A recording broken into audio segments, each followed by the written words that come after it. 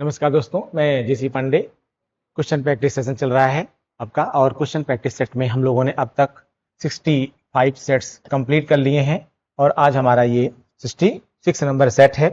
ये question practice आपके PGT के लिए ठीक है, और इसके अलावा नेट और जेआरएफ और असिस्टेंट प्रोफेसर, इन सब के लिए ये क्वेश्चन प्रैक्टिस हम लोग करवा रहे हैं। आपके 65 सेट्स काफ़ी सक्सेसफुल रहे हैं और इनसे बहुत फ़ायदा आपको मिलने वाला है। जो लोग नए हों वो पुराने सेट्स को जा करके जरूर से देख लें, क्योंकि सभी सेट्स बहुत इंपॉर्टेंट क्वेश्चन लिए हुए हैं और हमने कोशिश की हुई है कि उनकी व्याख्या इस तरीके से हो सके कि आपको उनसे मैक्सिमम लाभ या मैक्सिमम बेनिफिट्स आपको मिल सके। ठीक है, तो आइए स्टार्ट करते हैं क्वेश्चन प्रैक्टिस। पहला क्वेश्चन, नेहरू समर्थक थे पूंजीवाद के, साम्यवाद के, गणतांत्रिक समाजवाद के, अराजकतावाद के। एक क्वेश्चन इसी तरह और पूछा गया था आपसे कि पंडित नेहरू समर्थक थे, उसमें जहां लिखा है गणतांत्रिक समाजवाद वहां पर केवल समाजवाद था। तो दरअसल यहां आपको समझना होगा वे लोकतांत्रिक समाजवाद या गणतांत्रिक समाजवाद के समर्थक थे। कौन? पंडित नेहरू। केवल अगर समाजवाद इसमें हो जाता तो भी उत्तर यही होता, तो भी, क्योंकि पूंजीवाद के तो थे नहीं, साम्यवाद के थे नहीं और अराजकतावाद के तो बिल्कुल ही नहीं थे, तो समाजवादी हो जाता। लेकिन वास्तविकता क्या थी कि वे समर्थक किसके थे? गणतांत्रिक समाजवाद, या इसी को आप क्या कहते हैं? लोकतांत्रिक समाजवाद। लोकतांत्रिक समाजवाद, ठीक है। अब ये समाजवाद है क्या? दरअसल नेहरू जी लोकतंत्र और समाजवाद दोनों के समर्थक थे। नेहरू जी यह मानते थे कि राज्य को जो आपका नियोजन है उसमें एक भागीदार भूमिका निभानी चाहिए, यानी राज्य जो है जनता के हित में इस प्रकार से योजनाओं का निर्माण करे कि वह क्या रहे, लोगों के लिए कल्याणकारी बन सके। इन राज्य को महत्वपूर्ण प्रेरक के तौर पर और महत्वपूर्ण नियोजनकर्ता के रूप में अपना रोल प्ले करना चाहिए, ऐसा वह मानते थे। लेकिन जो कुछ भी हो यह सब लोकतांत्रिक परिप्रेक्ष्य में हो, जो भी नियोजन हो वह लोकतांत्रिक परिप्रेक्ष्य में हो। इसका मतलब यहां पर यह हुआ कि जब हम जमींदारी की बात करते हैं, तो जब हम रजवाड़ों की बात करते हैं यानी राजशाही की बात करते हैं, तो ये सारी चीजें क्या होनी चाहिए? खत्म होनी चाहिए। ये सब क्या होनी चाहिए? खत्म होनी चाहिए। अब जब हम जमींदारी प्रथा को के खिलाफ रहेंगे, राजशाही के खिलाफ रहेंगे और किसी भी प्रकार से उन सभी व्यवस्थाओं के खिलाफ रहेंगे जो कहीं ना कहीं लोकतांत्रिक व्यवस्था के अंगेस्ट में हो जाती हैं, धीरे धीरे वे लोकतांत्रिक व्यवस्था के अंगेस्ट में आती हुई चली जाती हैं या पहले से बनी रहती हैं, तो उनको ये समाप्त करना चाहते थे। इनका यह मानना था कि दरअसल राष्ट्रीयकरण होना चाहिए, नियोजन में राष्ट्रीयकरण होना चाहिए, लेकिन वह राष्ट्रीयकरण भी समाजवाद के दायरे में होना चाहिए। इसीलिए उन्होंने छोटे छोटे कारखानों पर जोर दिया। उन्होंने मिश्रित अर्थव्यवस्था के कॉन्सेप्ट को अपनाने की पर जोर दिया, ठीक है। यानी समाजवाद के समर्थक थे, लेकिन हर प्रक्रिया में लोकतांत्रिक व्यवस्था को ध्यान में रख करके, ठीक है। तो इसका आंसर होगा आपका गणतांत्रिक समाजवाद या लोकतांत्रिक समाजवाद। अगला क्वेश्चन, निम्न में से कौन विकेंद्रित समाजवाद डिसेंट्रलाइज्ड सोशलिज्म के प्रबल समर्थक थे? ठीक है, डिसेंट्रलाइज सोशलिज्म। जबकि इससे पहले आपने क्वेश्चन में क्या देखा? पंडित नेहरू के केस में इसे क्या कहते हैं हम भाई? Democratic socialism. नेहरू किसके समर्थक थे? नेहरू किसके समर्थक थे? डेमोक्रेटिक सोशलिज्म के। जबकि यहां क्वेश्चन क्या पूछ रहा है? निम्न में से कौन विकेंद्रित समाजवाद यानी डिसेंट्रलाइज्ड सोशलिज्म, डिसेंट्रलाइज सोशलिज्म के प्रबल समर्थक थे? जयप्रकाश नारायण, आचार्य नरेंद्र देव, डॉक्टर राम मनोहर लोहिया, आचार्य विनोबा भावे। आंसर क्या होगा भाई इसमें? विकेंद्रित समाजवाद के प्रबल समर्थकों में कौन थे? डॉक्टर राम मनोहर लोहिया। ठीक है, हम बाद में बताते हैं उत्तर, लेकिन आप इससे पहले अपनी कॉपी में इस उत्तर को आप लोग लिख सकते हैं, समझ सकते हैं। ठीक, डॉक्टर राम मनोहर लोहिया क्या कह रहा है ये? दरअसल डॉक्टर राम मनोहर लोहिया साहब वो कहते थे कि डिसेंट्रलाइजेशन होना चाहिए, गांव, मंडल, ठीक है, और फिर उसके बाद राष्ट्रीय सरकार, ठीक है। ये क्या हुआ हमारा, यह प्रशासनिक विकेंद्रीकरण का एक प्रारूप हुआ। क्या हुआ, यह प्रशासनिक विकेंद्रीकरण का एक प्रारूप हुआ, ठीक है। तो वे चाहते थे कि समाजवाद जो हो वो क्या हो, विकेंद्रित अवस्था में हो, यानी केंद्र से लेकर के निचले स्तर पर जब आप जाएं तो हर जगह पर आपको समाजवाद दिखाई पड़े। इसीलिए पंडित नेहरू की तरह यह भी, डॉक्टर रामलाल लोहिया साहब भी उनका भी यह मानना था कि दरअसल छोटे छोटे कारखाने गांव में होने चाहिए। इससे क्या होगा, उत्पादन के साधनों पर कहीं ना कहीं छोटे लोगों का जो है वो, उन छोटे लोगों की भागीदारी हो पाएगी, इससे उनकी आर्थिक संपन्नता हो पाएगी, जिससे उनकी गरीबी और उनमें जो बेरोजगारी की स्थिति है वो दूर हो पाएगी, ठीक है। और इसी तरीके से उनका यह मानना था कि दरअसल उन्होंने एक सिद्धांत भी दिया था जिसका नाम था चौखंभा राज्य, ठीक है, चौखंभा राज्य, चौखंभा राज्य। अभी जो चौखंभा राज्य है, इस चौखंभा राज्य में अभी जो मैंने आपको बताया था, दरअसल गांव के बाद सीधे मंडल, और मंडल के बाद एक और इकाई आती है, इसको हम कहते हैं प्रांत। क्या कहते हैं, प्रांत। तो लोहिया साहब कहते हैं कि गांव, गांव के बाद मंडल, मंडल के बाद प्रांत, और प्रांत के बाद राष्ट्रीय सरकार, यह चौखंभा राज्य की इनकी अवधारणा है। और इसकी बातें उन्होंने कही कहां पर है, ये बातें उन्होंने, उनकी एक बुक थी popular, wheel of history, wheel of history, ठीक है। तो व्हील ऑफ हिस्ट्री में इन्होंने ये बातें कही थी, किस बुक में कही थी, व्हील ऑफ हिस्ट्री में ये बातें इन्होंने कही थी। चलिए नेक्स्ट क्वेश्चन, समाजवादी राज्य को निम्न में से किस रूप में समझते हैं, समाजवादी राज्य को निम्न में से किस रूप में समझते हैं। राज्य एक आवश्यक बुराई है, राज्य अनावश्यक बुराई है, राज्य कल्याणकारी संस्था है, राज्य एक अच्छी संस्था है। तो देखिए, राज्य एक अच्छी संस्था है, यह बात सही है। राज्य के बारे में, राज्य एक आवश्यक बुराई है, इसके बारे यह स्टेटमेंट है किसी का, आपको पहले करा चुका हूं। राज्य अनावश्यक नहीं बल्कि राज्य एक आवश्यक बुराई है। वास्तव में इसका संबंध, क्वेश्चन का जो संबंध है वह संबंध है सी से। राज्य किस प्रकार की संस्था है, तो राज्य क्या है, राज्य एक कल्याणकारी संस्था है, यानी राज्य क्या है, एक वेलफेयर स्टेट है, ठीक है। राज्य क्या है, वेलफेयर स्टेट है। ऐसा कौन मानते हैं, ऐसा जो सोशलिस्ट हैं वो लोग मानते हैं, ठीक है, समाजवादी लोग ऐसा मानते हैं, ठीक है। यानी समाजवादी जो अवधारणा है उसमें कल्याणकारी राज्य की अवधारणा को स्वीकार किया गया है, ठीक है। यानी और कल्याणकारी राज्य की जो अवधारणा है वह जनता को केंद्र में रख करके किए जाने वाले वह समस्त कार्य जिनसे कहीं ना कहीं जनता का कल्याण होता हो, वही क्या है, समाजवादी अवधारणा, या वही क्या है, कल्याणकारी अवधारणा। इसमें आंसर आपका हो जाएगा सी। नेक्स्ट क्वेश्चन, निम्नलिखित युग्मों में से कौन सा युग्म सुमेलित नहीं है, निम्नलिखित युग्मों में से कौन सा युग्म सुमेलित नहीं है। सत्य की संप्रभुता एम के गांधी, नव मानववाद अरविंद घोष, सर्वहारा की तानाशाही वी आई लेनिन, नव प्रजातंत्र यानी माओ से तुंग, ठीक है। तो निम्नलिखित युग्मों में से कौन सा युग्म सुमेलित नहीं है, पूछ रहा है, याद रखिएगा, सुमेलित नहीं है।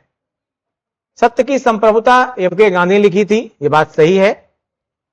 नव मानववाद अरविंद घोष, इसमें डाउट है। सर्वहारा की तानाशाही वी आई लेनिन, ये भी सही है। नव प्रजातंत्र माओ से तुंग, ये भी सही है।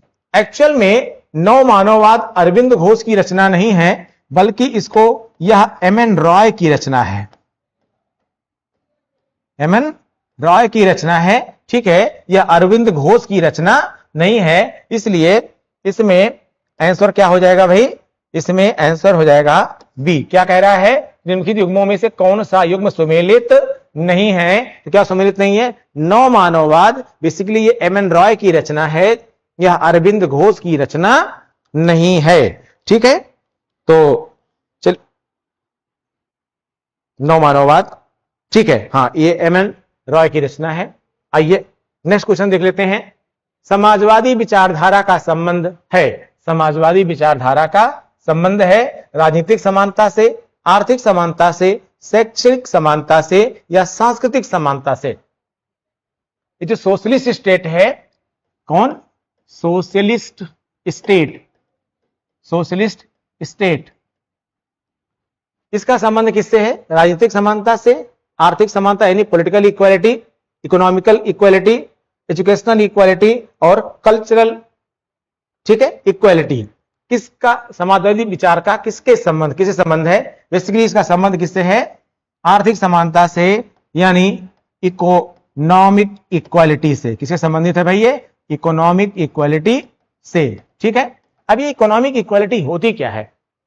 देखिए, समाजवादी लोग यह मानते हैं, समाजवादी विचारधारा यह मानती है कि जैसे पूंजीवादी विचारधारा समझ लीजिए पहले, पूंजीवादी विचारधारा यह मानती है कि व्यक्ति की स्वतंत्रता सबसे ज्यादा महत्वपूर्ण है, लेकिन समाजवादी विचारधारा यह मानती है कि दरअसल व्यक्ति की स्वतंत्रता के साथ साथ से ज्यादा इंपॉर्टेंट आर्थिक स्वतंत्रता है या आर्थिक समानता है।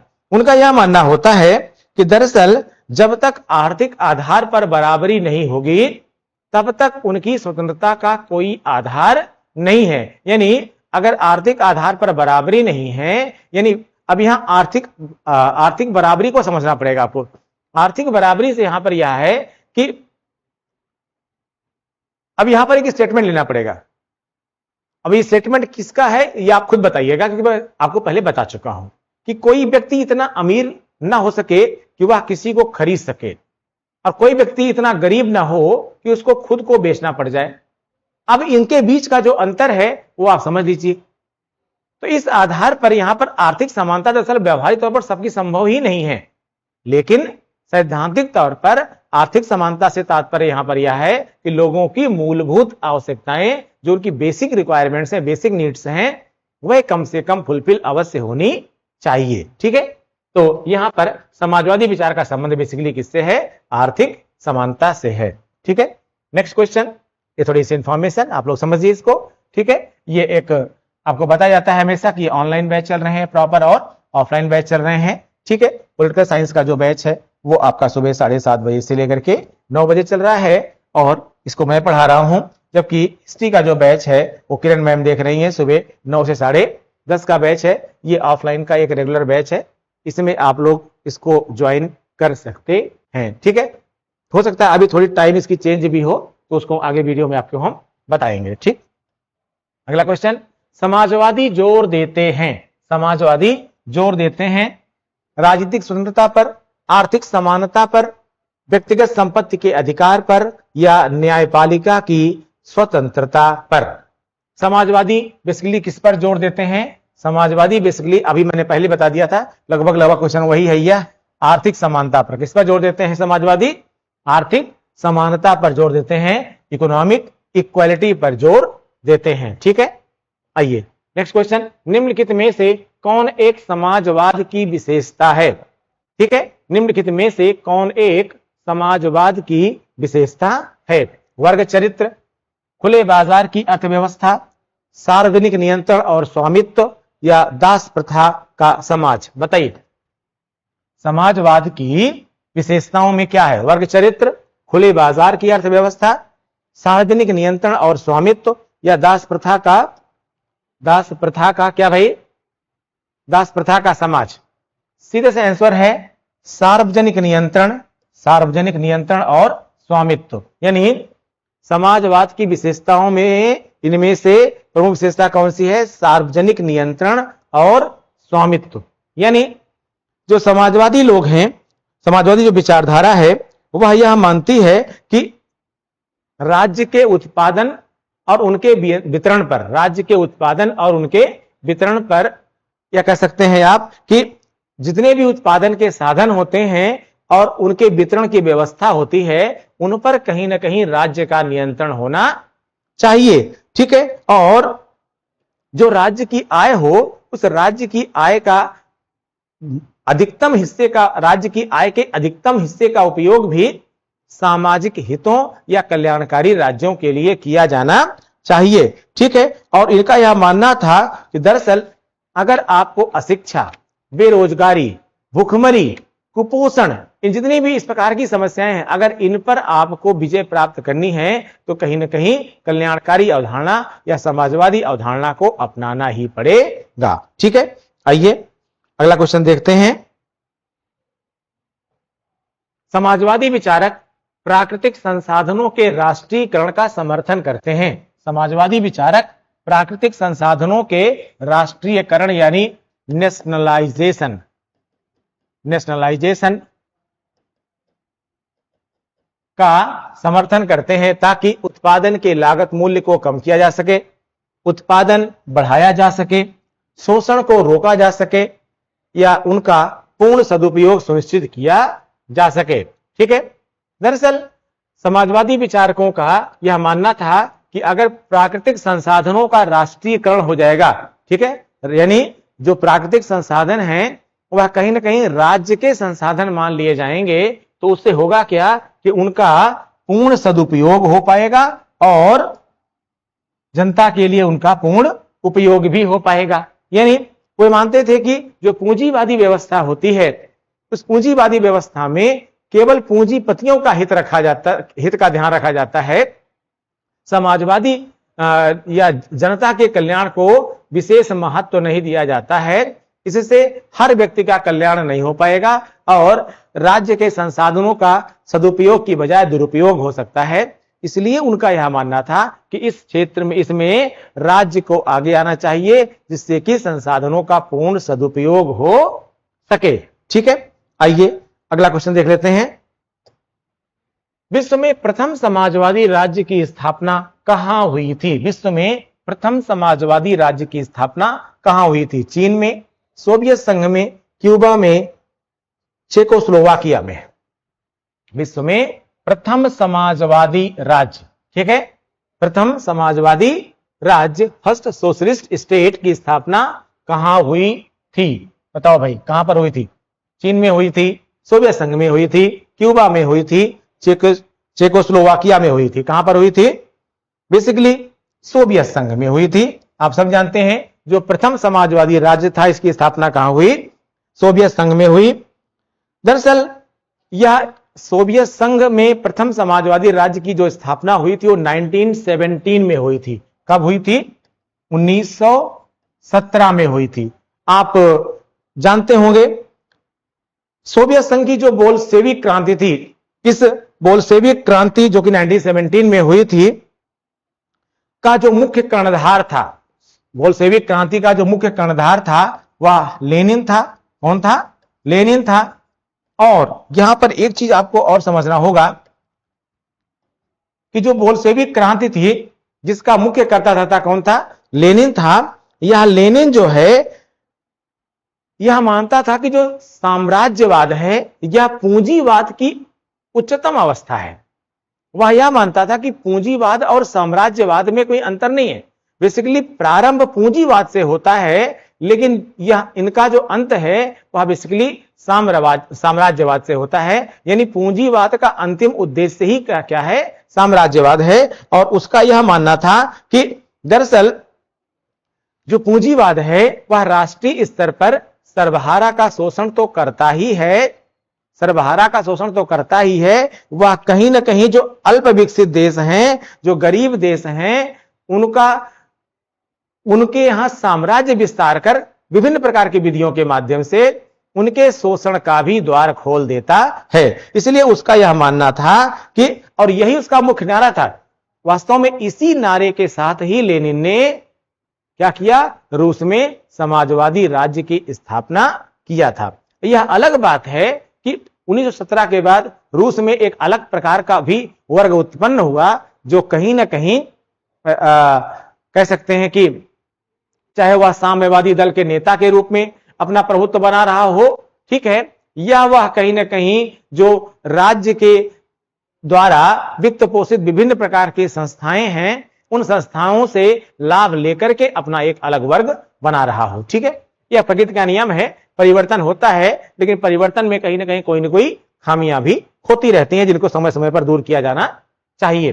थॉमस मूर, नेक्स्ट क्वेश्चन है, थॉमस मूर, फूरिये और रॉबर्ट ओवन।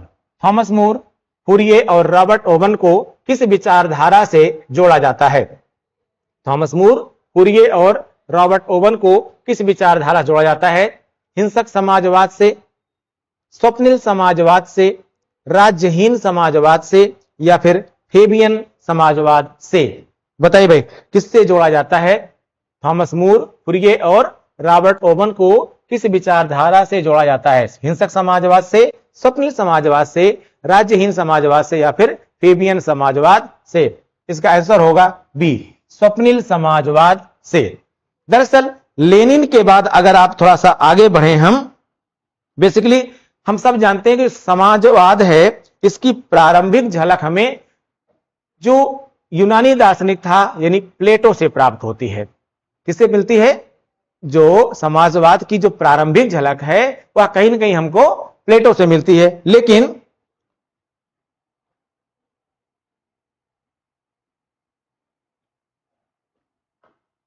अगर हम आधुनिक युग में समाजवाद की बात करें तो आधुनिक युग के समाजवादियों में थॉमस मूर, फूरिये और रॉबर्ट ओवन का भी नाम आता है। ठीक है, अगर इनमें हम इन तीनों में देखें तो दरअसल रॉबर्ट ओवन को तो एक आरंभिक समाजवादी माना जाता है, आरंभिक समाजवादी माना जाता है। लेकिन इनके बारे में यहां पर आपको जो स्वप्नलोकी या स्वप्निल समाजवाद है इसके अर्थ को समझना पड़ेगा। इसी को हम क्या कहते हैं? स्वप्निल समाजवाद या स्वप्नलोकीय समाजवाद।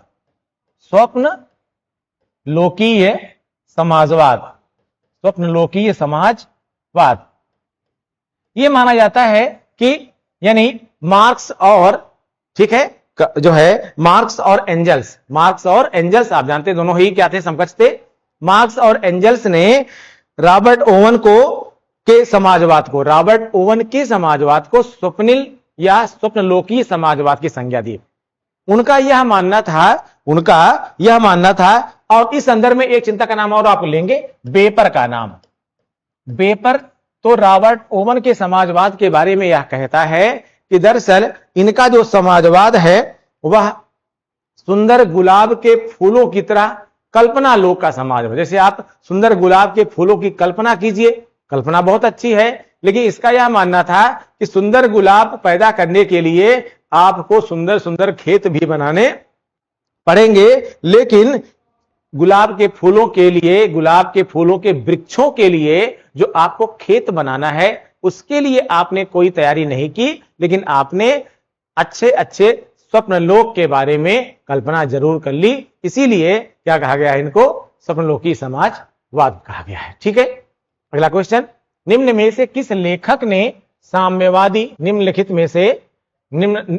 में से किस लेखक ने साम्यवादी राज्य में नए वर्ग के अस्तित्व में, समाजवादी राज्य में, यहां समझिएगा, समाजवादी राज्य में नए वर्ग के अस्तित्व में आने की चर्चा किया था? निम्न में से किस लेखक ने साम्यवादी राज्य में नए वर्ग के अस्तित्व में आने की चर्चा किया था? अभी हमने इस पर थोड़ा सा लेक्चर दिया भी था। आर्थर मिलर, मिलोबाम जिलास, हार्बर फ्रैंक, लुई ईस्टर। अभी हमने आपको बताया था कि जो दरअसल जो साम्यवादी व्यवस्था है, जो कम्युनिस्ट स्टेट का कॉन्सेप्ट है, उसमें नया वर्ग जो है भी एक उत्पन्न हो जाता है। दरअसल यह साम्यवाद यानी बराबरी का समाज, बराबरी की बात करता है। ठीक है, लेकिन उस बराबरी में भी यानी वह आप सिंपल सी बात जानते हैं कि साम्यवाद क्या करता है? वर्ग विहीन समाज की बात करता है। लेकिन वहीं पर एक चिंतक पैदा हुए हैं, मिलोवान जिलास। ठीक है, मिलोवान जिलास साहब ने कहा कि दरअसल साम्यवादी राज्य में भी एक नया वर्ग उत्पन्न हो जाता है। इनका यह मानना था कि दरअसल समाजवादी राज्य में एक तो कारखाने का मालिक होता है जो कहीं ना कहीं व्यवस्थापक की भूमिका में होता है। दूसरा, जो साम्यवादी दल का सचिव होता है, यानी साम्यवादी दल के जो नेता होते हैं, वे अपने आप को एक नए वर्ग के रूप में समाजवादी राज्यों में भी खड़ा कर लेते हैं। तो इनका यह मानना था कि दरअसल समाजवादी व्यवस्था में, साम्यवादी व्यवस्था में मिश्रित अर्थव्यवस्था तो बनी रहती है, लेकिन इस मिश्रित अर्थव्यवस्था में कहीं न कहीं कारखाने के मालिक या कारखाने के व्यवस्थापक का अस्तित्व जरूर होता है और वह ही स्वयं कहीं न कहीं एक नए प्रकार के वर्ग का जन्म दे देता है, एक नए प्रकार का वर्ग बना लेता है। यानी ना चाहते हुए भी कि वर्ग विहीन समाज होना चाहिए, कहीं न कहीं कोई न कोई एक वर्ग बन ही जाता है। ठीक है, ऐसा किसका मानना था? मिलोवान जिलॉस का मानना था। नेक्स्ट क्वेश्चन, निम्नांकित कथनों पर विचार कीजिए। निम्नांकित कथनों पर विचार कीजिए। ग्रामसी शासक वर्ग की आध्यात्मिक और सांस्कृतिक सर्वोच्चता पर अधिक बल देता है। ग्रामसी शासक वर्ग की आध्यात्मिक और सांस्कृतिक सर्वोच्चता पर अधिक बल देता है। अगला, ग्रामसी के अनुसार वर्ग व्यवस्था केवल असमान आर्थिक और राजनीतिक शक्ति पर आधारित है। तीसरा, अगर ग्रामसी का कहना है कि नागरिक समाज द्वारा ही पूंजीवादी वर्चस्व के मूल्यों और मान्यताओं का प्रसार किया जाता है। अब कहीं पर जब भी क्वेश्चन पढ़ा करिए, इस टाइप का बड़ा क्वेश्चन होता है, उसका बहुत कंसंट्रेट क्वेश्चन पढ़ना चाहिए, इसके लिए डाइवर्ट नहीं होना चाहिए। अब इसमें कौन सा सही है? कौन सा सही है? पहला स्टेटमेंट कहना है ग्रामसी शासक वर्ग की आध्यात्मिक और सांस्कृतिक सर्वोच्चता पर अधिक बल देता है, बिल्कुल सही है। ग्रामसी आध्यात्मिक और सांस्कृतिक सर्वोच्चता पर अधिक बल देता है, किसकी? शासक वर्ग की। ठीक है, यह बात सही है। दूसरा कह रहा है ग्रामसी के अनुसार वर्ग व्यवस्था केवल असमान आर्थिक और राजनीतिक शक्ति पर आधारित है। नहीं, यह सही नहीं है, क्योंकि वर्ग व्यवस्था केवल असमान आर्थिक और राजनीतिक शक्ति पर ही आधारित नहीं होती है, बल्कि इसके अन्य कारक भी होते हैं। तीसरा कह रहा है कि यानी एक स्टेटमेंट गलत है। तीसरा, ग्रामसी का कहना है कि नागरिक समाज द्वारा ही पूंजीवादी वर्चस्व के मूल्यों और मान्यताओं का प्रसार किया जाता है। यस, बिल्कुल सही है। जो वास्तव में नागरिक समाज है, जब उसका किसी प्रकार से हित होता है तो वह अपने हित को साधने के लिए इसके फायदे नुकसान के बारे में बात करता है, और इसी तरह से धीरे धीरे इस अवधारणा का प्रचार होता चला जाता है। इसका मतलब क्या सही होना चाहिए? 1 और 2, पहला कह रहा है केवल 3, ये ठीक है, डी सही है। इसका ऑप्शन आपका क्या सही होगा? 1 और 3, 1 और 3 इसमें सही है। ठीक है, तो आइए इसके अंतर्राष्ट्रीय संबंधों के संदर्भ में प्राचीन भारतीय विचारक इनमें से किस तत्व की उपेक्षा करते हैं? 13 क्वेश्चन आपका है, अंतर्राष्ट्रीय संबंधों के संदर्भ में प्राचीन भारतीय विचारक इनमें से किस तत्व की उपेक्षा करते हैं? धानवन, उदासीन, मित्र और शत्रु। मित्र और शत्रु। दरअसल अगर इससे यहां पर ये क्वेश्चन जो है ये कहीं ना कहीं मनु से संबंधित है। ठीक है, आप जानते हैं कि जो मनु था, मनु ने अंतर्राष्ट्रीय संबंधों के विषय में अपना जो मंडल सिद्धांत प्रतिपादित किया था, उस मंडल सिद्धांत में इसने मध्यम, एक और जोड़ लीजिए इसमें आप, मध्यम, उदासीन, मित्र, ठीक है, और शत्रु की बात किया था, लेकिन धानवन की बात उसने नहीं किया था। किसकी? धानवन की बात नहीं किया था। इसलिए इसमें आंसर क्या हो जाएगा? ए हो जाएगा। अंतर्राष्ट्रीय संबंधों के संदर्भ में जो प्राचीन भारतीय हमारे विचारक हैं वो किसकी उपेक्षा करते हैं? बेसिकली धानवन की उपेक्षा करते हैं। इसमें आंसर होगा ए। अगला क्वेश्चन देखते हैं, किसके संसर्ग ने एमएन रॉय को मैक्सिको में मार्क्सवाद अपनाने के लिए प्रेरित किया? किसके संसर्ग ने एमएन रॉय को मैक्सिको में मार्क्सवाद अपनाने के लिए प्रेरित किया? Michael Borodin, Lenin, Elphinstone, Ian Brownlee. दरअसल इसमें आंसर होगा माइकल बरोडीन। माइकल बरोडीन को आप एक नाम से और जानते हैं। दरअसल माइकल बरोडीन का नाम मिखाइल मार्कोविच था। क्या नाम था? मिखाइल